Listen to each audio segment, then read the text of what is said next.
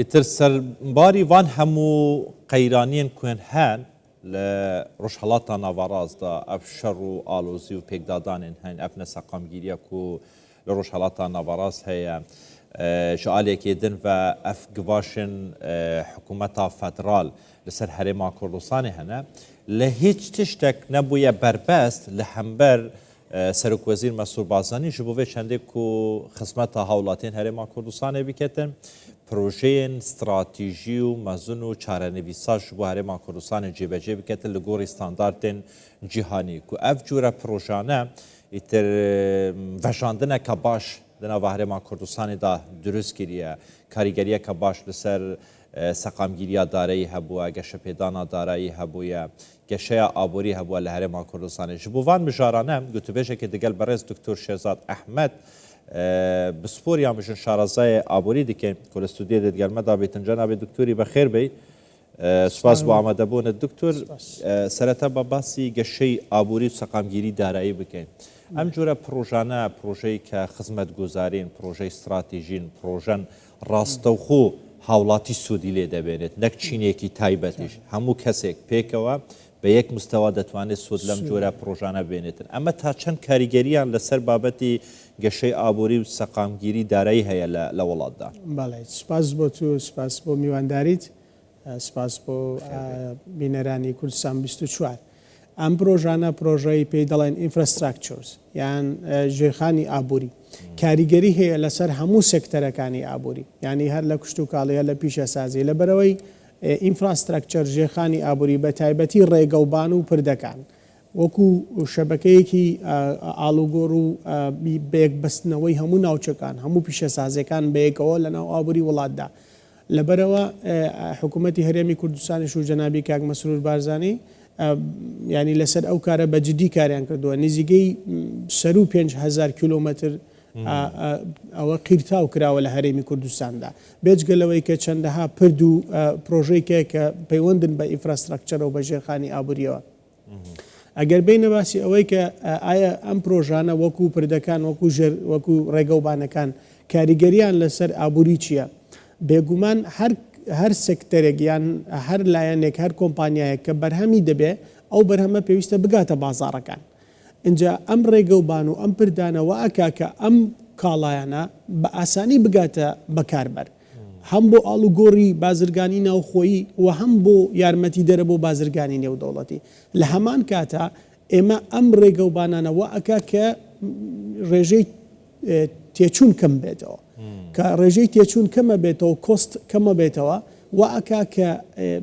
بڵین بەرهەمدارێتی زیاتر بێ اینجا لە هەموو سێکتەرەکانە دەستی خۆی هەیە ینی ئینفراستراکچەر وەکو ڕێگەوبانەکان وەکو پردەکان زۆر گرنگن بۆ هەموو ئابووری هەروەها ئەمانە هەلی کار ئەڕەخسێنێ بۆ گەنجەکانی خۆمان ینی ئاسانکاری بۆ سێکتەر ئابووریەکان لە ڕێی دروستکردنی ئینفراستراکچەر هەلی کار ئەڕەخسێنێ و هەروەها سەرنجی وە بەرهێنانی بیانیش ڕادێکێشێ بۆ هەرێمی کوردستان لەبەر ئەوەی دەبێتە هۆی وەکووتم شەبکەیەک کە بازار و بزنسەکان کۆمپانیاکان ناوچە جیاوازەکان ناوچە گەشتیارەکان هەموو بەیەکەوە دەبەستێتەوە کەواتە بەشدارە لە کەمکردنەوەی تێچوونی گواستنەوە بەشدارە لە کەمکردنەوەی تێچوونی وزە و هەروەها دەبێتە هۆی دروستکردنی هەلیکار زۆر باشە دەست خۆش بیتن شڕۆڤەیەکی جوانت کرد ئێستا خۆت ئەزانی لە هەرێمی کوردستان کە ناوچەیەکی گرنگی ڕۆژهەڵاتی ناوەڕاستە هەرچەندە هەرێم نییە وڵات نییە چواردەوری ینی بە ئاگر و ئاسن دەورە درراوە باوها بڵێ ئێستا سەقامگیریەکی توندی ئەمنی هەیە لە هەرێمی کوردستان هەمومان شادیەوە دەین ئێستا بەکردنەوەی ئەم جۆرە پرۆژانە پێشکەشکردنی ئەم جۆرە خزمەتگوزاریانە وەکو خۆت جەنابەت ئێستا شڕۆڤەت کرد ئەتوانین بڵێن سەقامگیریەکی دارایش لە هەرێمی کوردستان دروست دەبێت بۆ ئەوەی سەرنجی وەبەرهێن و بزنسمانە نێودەوڵەتیەکانیش بۆ خۆی ڕابکێشێتن کە وەبەرهێنەرێکی نێودەوڵەتی بێ ئەوڕۆپی بێ ئەمریکی بێ تورکی بێ هەر وەبەرهێنەرێکی تر بێ عەرەبی بێ کە دەبێنێت ئەم جۆرە پرۆژە زەبەلەحانە لە ناوچەیەکی سەقامگیری ئەمنی دەکرێنەوە پێت وایە دەبێتە نقطەیەک پوینتێک بۆ ئەوەی سەرنجی ڕاکێشێتن بینیتن سەرماکەی خۆی لێرەوە بەگەر بخات بەڵێ بە دڵنیاییەوە تەمەشاکە ڕۆبرت ماکنمارە کە بزنسمانێکی ئەمریکیە و وەزیری ینی ئاسایش و ئەوانەی ئەمریکا بۆ پێشتر دەڵێ چی دەڵێ security is the development يعني ئاسایش یەکسانە بە گەشە پێدان کەواتە لە هەرچی ناوچەیەک لە هەرچی شارێک لە هەرچی وڵاتێک ئاسایش هەبوو گەشە پێدان هەیە هەرێمی کوردستانیش وەکو ناوچەیەکی کە ئارامە و ئیستیقراری ئەمنی تێدا بەرجەستەیە بە دڵنیاییەوە کۆمپانیا ئەمریکیەکان و ئەوروپیەکان و هەموو کۆمپانیەکانی دنیا چاویان لە هەرێمی کوردستانەوە بەرهێنان بکەن لەبەر ئەوەی پۆتێنشیاڵی هەیە لەبەرەوەی کوردستان هەم لە ڕووی کانزاکانەوە هەم لە ڕووی گازونەوەەوە هەم لە ڕووی کشت و کاڵیەوە ینی پۆتێنشیاڵی هەیە مەجای ئەوە هەیە کە کۆمپانیەکان بەرهەم بکەن و قازانج بکەن لەبەر ئەوە هەربینیت لە ماوەکانی پێشووترا کە جەنابی سەرۆکی ئەنجومەنی وازیران کاک مەسرور بارزانی لە ئەمریکا بوو کۆمەڵی عەقدی گرنگی لەگەڵ کۆمپانیەکانی ویزەی ئەمریکادا ئیمزا کرد ئەوان ئەگەر بزانن کە لە شوێنێکە ناوچەیەکە ئەمن و ئاسایش نەبێ هەرڕووی تێناکەن لەبەر ئەوە هەموو کۆمپانیەکانی جنیا یەکێک لە کارەکانیان کە ئەوان ریسکی لەسەر هەڵە سەنگێنن یان مێژرمنتی ئەەکەنیان دەیخەمڵێنن ئەوەی کە ئەو ناوچەیە چەند ئەمن و ئاسایشی هەیە ئەگەر ناوچەکە ئەمن و ئاسایشی زۆرتر بوو باشتر بوو کەواتە ریسکی کەمترە هەر لەبەر ئەو هۆکارە گرنگە بڕیارە دەن کە بچنە ئەو ناوچەیەوە بەرهێنان بکەن لەبەر ئەوە شەرێمی کوردستان ئێستا هەموو وڵاتانی دنیا چاویان لە هەرێمی کوردستانە کە بێن وە بەرهێنان بکەن بەڵام ئیدی ئەوە لەسەر ئەو عیلاقاتە وەستاوە کە بینی هەرێمی کوردستان و ئەو دەوڵەتانە ئێمە چۆن ئەتوانین وایان لێ بکەین کە بێنە ناو هەرێمی کوردستانەوە لە ڕووی ئاسایشەوە بێگومان فاکتەرێکی گرینگە و کاریگەری ئەبێ لە ڕووی سەقامگیری داراییەوە بە دڵنیایی هێنانی کۆمپانیای بیانی هێنانی وە بەرهێنانی دەرەکی ڕاستە و خۆ کە بێ لێرە کۆمپانیا دروست بکە کە بێ لێرە وە بەرهێنان بکە بێگومان هەلیکار دەرەخسێنێ سەرمایە زۆرە بێ لە هەرێمی کوردستان ئەوەختە ئابوورەکەی پتەوتر و بەهێزتر ئەبێ هەر لەسەر ئەوەش جنابی کاک مەسرور بارزانی لەسەر diversification of the economic ئیشی کردووە ئەو پۆلیسیانەی کە ئەو سیاسەتانەی کە لەسەر هەمە جۆرکردنی ئابووری هەیە ئیشی کردووە کاری کردووە ئەگەر بزانی لە تەنهاوە بەرهێنان لە کەرتی کشت و کاڵیا لە 1.8% بەرز بۆتەوە بۆ 8% لە ماوەی ئەم پێ ساڵ کەواتە هەموو منیش هەرمە بەستم ئەمە بوو دکتۆر باز بکەم یعنی ئێستا یەکێک لە سیاسەتەکانی سەرۆک وەزیر مەسعود بارزانی لە کاتی ڕاگەاندنی کابینەی نوێمی حکوومەتی هەرێمی کوردستان باسی لەوە کرد کە ئێمە کار لەسەر هەمە چەشنکردنی ژێدەرەکانی یان سەرچاوەکانی ئابووری دارایی دەکەن لە هەرێمی کوردستان ئەمڕۆژ جەنابیان بە خۆیان لە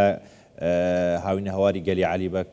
لێدوانێکی داوتی دەمانەوێت ئێرە بکەینە ناوچەیەکی گەشتیاری جیهانی نەک تەنیا گەشتیاری هەرێمی کوردستان و یان عێراق گەشتیارانی هەموو جیهان سەرنجیان ڕابکێشن بێن ئەم ناوچە جیهانیانە ببینن پێت وایە ئەم هەنگاوە تا چەند گرنگە بۆ هەرێمی کوردستان بۆ هەرێمێک وەکو ئێستاش دیسان جارێکی باز دەکەمە کە وڵات نییە وڵاتێکی سەربەخۆ نیە بەڵام بە شێوەیەک ئیشەکاتن یعنی تعاملێکی وڵاتێکی عیملاقی جیهانی دەکاتن بەم شێوەیە کە لەناو ئەو هەموو کێشە و مەشاکیل و بەریەکەوتنە ئابووری و سیاسی و دیپلۆماسیەکان سەرۆک وەزیرێک هەڵکەوتووە ئەم جورە پرۆژانە پێشکەش دەکاتن بە دڵنیاییەوە دەست خۆش ینی کاک مەسرور بارزانی لەوەتەی لە کابینەی نۆم و دەست بەکار بۆ کاری لەسەر هەمە چەشنکردن و فراوانکردن و ینی جۆرا و جۆرکردنی سەرچاوەکانی داهات و ئابووری بووە لە هەرێمی کوردستاندا ئەو سیاسەتەی پەیڕەو کردووە بە جددی کاری لێکردووە و ئێستا دەرەنجامەکەی دەرکەوتووە ئەگەر ببینین چەندەها پرۆژە لەم پرۆژانی ڕابردوو لە ماوەی ڕابردوو کە هەموو جارێک پرۆژەی لە بواری کشت و کاڵدا لە بواری پەلەوەردا لە بواری پیشەسازی خۆراکدا لە بواری ڕێگەوبانەکاندا و هەروەها بواری گەشتیاری ژێکێکە لەوانە کە گرنگێکی زۆری هەیە بابەتی گەشتیاری پەیوەندی هەیە دیسانەوە بە سیاسەتیشەوە چۆن کە تۆ کۆمەڵی خەڵکی ئەژنەبی و بیانی ئەهێنی بۆ وڵاتەکەت دێنە وڵاتەکەت کە ئەبینین وڵاتەکەت خۆشە کە ئەبینی وڵاتەکەت کەشەوایەکی باشی هەیە لە ڕووی گەشتیاریەوە تۆ تەقبولی ئەوان دەکەی و لەگەڵیان دەگونجێ و ئەوان دەحەوێنەوە لێرە بێگومان وێنەیەکی جوان دەگوازیتەوە بۆ دنیای دەرەوە بۆ وڵاتەکانی خۆیان هەر ئەمەش وا دەکاکە پەیوەندیەکان بتەوتر بێ فراوانتر بێ لە بواری کەلتوریش بێ ئەوەی کە بواری گەشتیاری لە بواری کەلتوری لە بواری سیاسی لە بواری زانستی ئەمە یەکێکە دەرەچەیەکە کە وا دەکات بێتە گلۆبال ینی بیری سەرۆک وەزیران لێرە چەند تیژە سەڕای ئەوەی کە ئیش لەسەر بابەتی گەشتیاری دەکات سکتەری گەشتیاری دەکات لە هەرێمی کوردستان بۆ ئەوەی سەرنجی گەشتیاری ئەوروپی ئەمریکیش ڕابکێشێتن ماوەیەک بە لێ ساوزەم جەنابشت ئاگادار بووی ئەو ڕەوەندی کوردی هەیە لە ئەوروپا کە زیاتر لە 100 گەنجی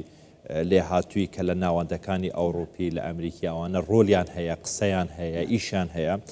داوت کرابوون بۆ هەرێمی کوردستان شوێنە گەشتیارەکانی هەرێمی کوردستانیان پێشان درا خۆشی گفتوگویان لەگەڵ هەبوو لەگەڵی کۆبوونەوە مەبەستم ئەوەیە لەلایەک سەرۆک وەزیران ئیشەکە لە هەرێمی کوردستان لەلایەکی تر لوبی دروست دەکاتن بۆ هەرێمی کوردستان کە چۆن سەرنجی گەشتیانە ڕابکێشێت بەتەئکیدی ئەوە کارێکی زۆر باشە ئەوە ینی ناوڕۆکی سیاست و بتۆکردنی پەیوەندی نێودەوڵەتەکان و دیبلۆماسیەتە حال لەسەر ئەوەش ینی باوەڕکە ینی دووەم سەرکردەیەکە لە خۆرەڵاتی ناوڕاست بانگێشتی ئەمریکا کراوە جەنابی کاک مەسعود بارزانیە ینی لە ڕووی ئەوەی کە باست کرد کە چۆن بیری تیژە و لەسەر بابەتەکان کار دەکا بێگومان 100% دروستە و ڕاستە و سیاسەتێکی دروست دەکا و تێدەگالەوەی کە چۆن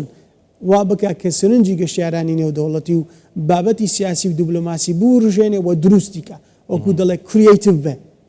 ئەنجا لەم بوارانەدا بەتەئکیدەوە دروستە و هەروەها بابەتی گەشتیاری بابەتی پیشەسازی بابەتی کشتتوکاڵی هەمویان کاریگەریان لەسەر گەشەپێدانی ئابووری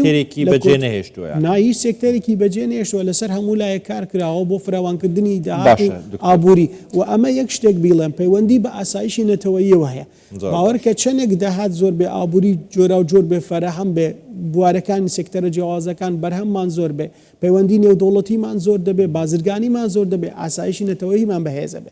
زۆر باشە دکتۆر زۆر جار باس لە پێشکردنی ئەم جۆرە پرۆژانە و پرۆژەی استراتیژی خزمەتگوزاری دەکرێتن و پەیوەندی ڕاستەوخۆی بە جموجۆڵی بازارەوە هەیە ئەمانە چه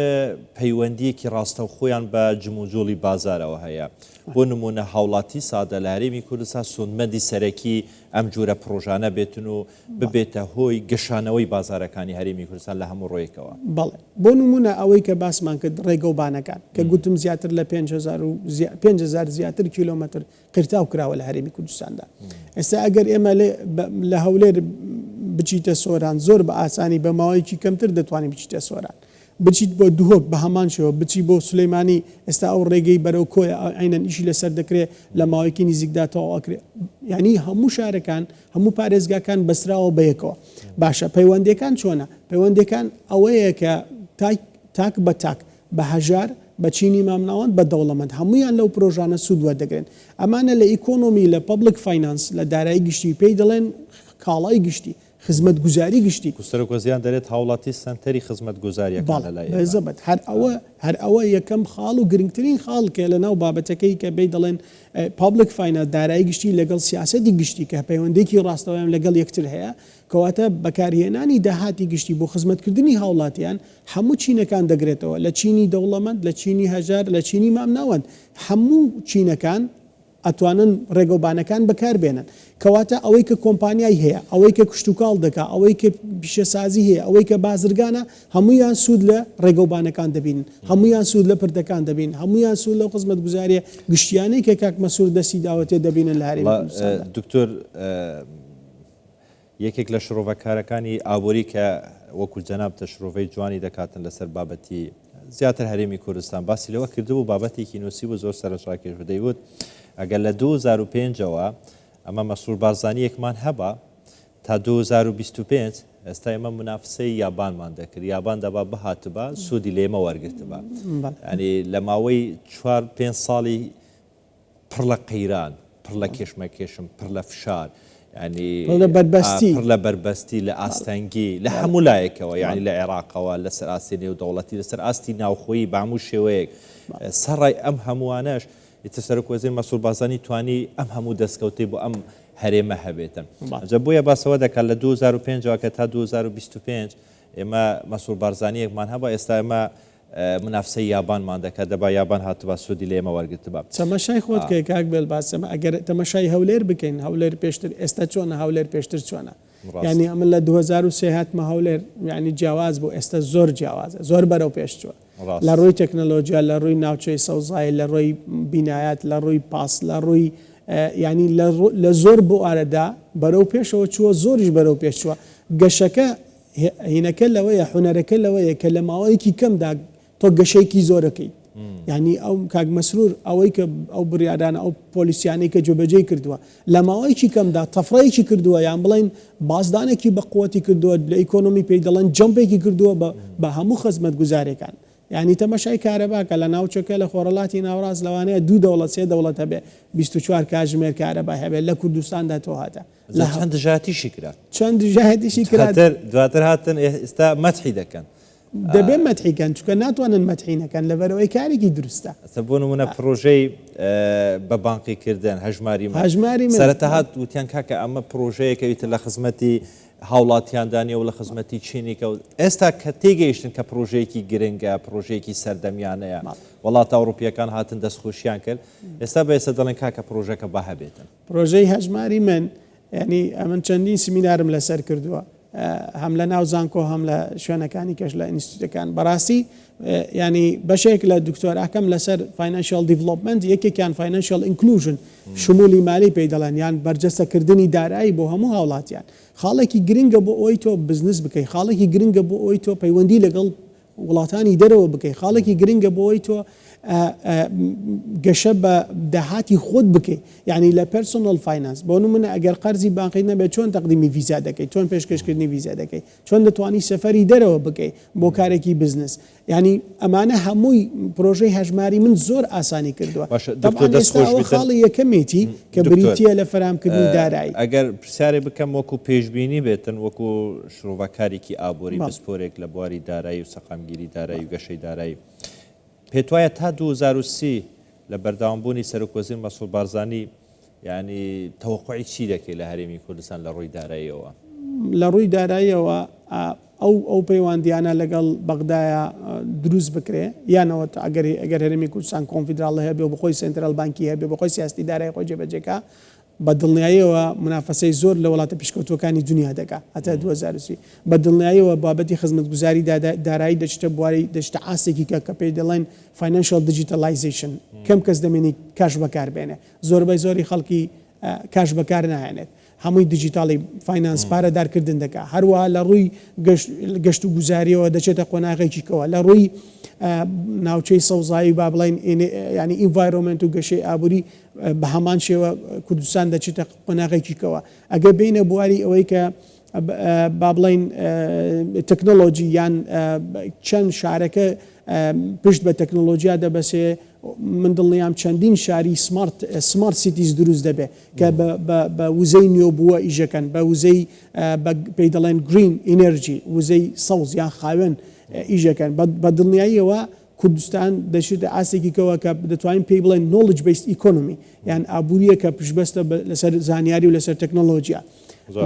بە دڵنیاییەوە ئەمەلێکی